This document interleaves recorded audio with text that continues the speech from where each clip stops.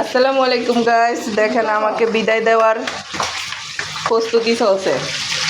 বিদায়ের আনন্দে তারা খাসি রান্না করতেছে, মুরগি রোস্ট করবে, ভাজতেছে।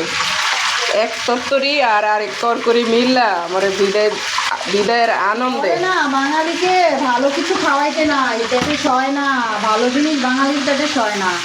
আজকে ভালো কিছু খাওয়াইতেছি দেখা বদনাম আরো বেশি, তাই না? হ্যাঁ, আমি হাততালি দিই। আমার যত এখন আলু ভর্তা ডাল খাওয়াইতাম সেটাও বাঙালির দোষ, আর রোস্ট পোলাও খাওয়াই সেটাও বাঙালির দোষ। আরে বাঙালিরে খাইতে দিলে যে দোষ সেটাও জানতাম না, তাইলে তো আর এদিকে করতাম না।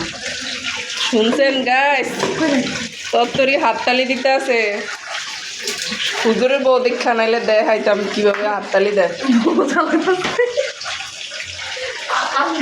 আবার নরস করে যাবে তো আমি সেই খুশিতে হাততালি দিচ্ছি, কারণ এতদিন পরে খুব জ্বালাইছে আমাকে খুব জ্বালাইছে।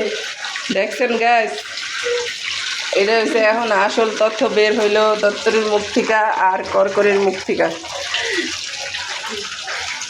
ভালো ভাবি কে কে খাওয়াও দিব, দিয়েও দিব, সেটাই তো হবে না। বাঙালি যদি না খাওয়ায় এখন বিদায়টা বলবে কি, দেখেন গাইস আমাকে খালি হাতে বাপের বাড়ি থেকে বিদায় দিচ্ছে। ভাবি আপনি কি দিবেন? খাওয়ায় আমারে খোটা দিচ্ছে গাইস, খাওয়ায় খোটা দিচ্ছে। আপনারা এই বিচারটা করেন, আপনাদের কাছে বিচারটা দিলাম।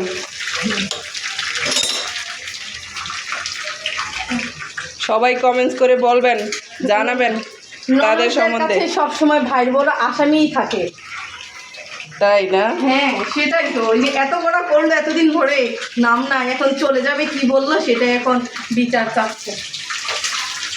গাইস কমেন্টস করে জানাবেন, এই দুই বুড়ির বিচার করবেন কমেন্টস করে।